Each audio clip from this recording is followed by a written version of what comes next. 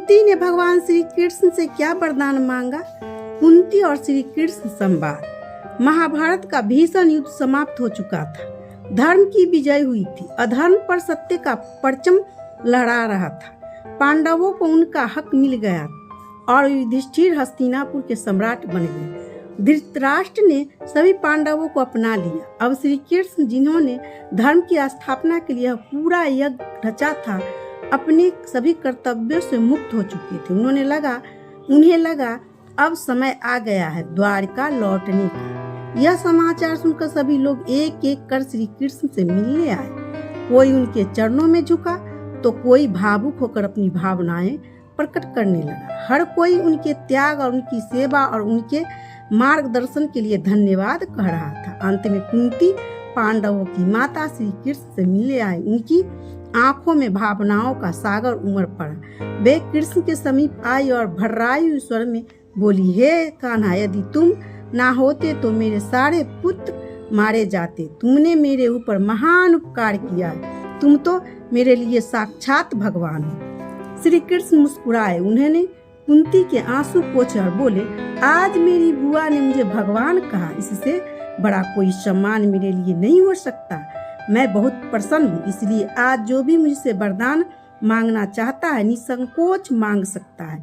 सभी ने अपने अपने मन चाहे वरदान मांगे और विदा ले लिए। अंत में कुंती की बारी आई। श्री कृष्ण ने प्रेम पूर्वक पूछा, बुआ, आप मुझसे क्या चाहती हैं? जो भी मांगोगी मैं पूर्ण रूप से दूंगा। कुंती ने विनम्रता से उत्तर दिया, लाल, तूने तो मुझे बिना मांगे ही सब कुछ दिया है। फिर भी यदि तू कुछ देना चाहता है तो मुझे ऐसा वरदान दे कि मेरे जीवन में दुख पर दुख आते रहे। एक दुख जाए दूसरे पहले दूसरा आ जाए। यह सुनकर श्री कृष्ण कुछ क्षण के लिए मौन हो गए। उनकी आंखें नम हो गई। उन्होंने गहरी सांस ली और बोले, बुआ, मुझसे नहीं लगता कि आपने जीवन में कभी सुख रहा होगा। पूरा जीवन तो आपके कष्टों में ही बीता है।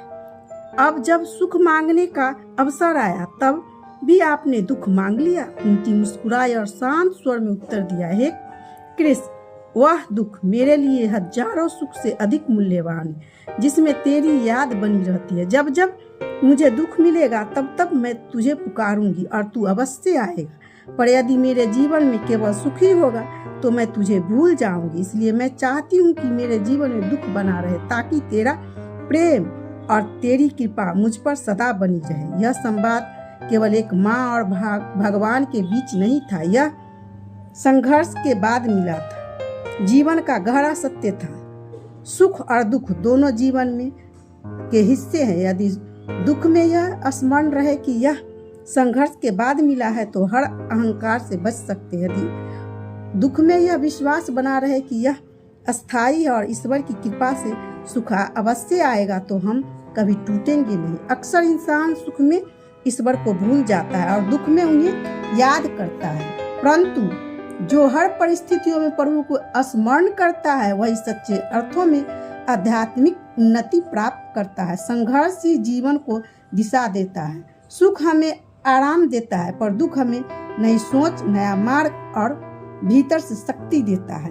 कुंती का यह प्रसंग हमें सिखाता है कि चाहे जीवन में कैसी भी परिस्थितियां आए, हमें ईश्वर पर अटूट विश्वास बनाए रखना चाहिए। सुख में अहंकार न करे और दुख में निराश न हो, क्योंकि यह संसार का एक चक्र है जिसमें परिवर्तन निश्चित है।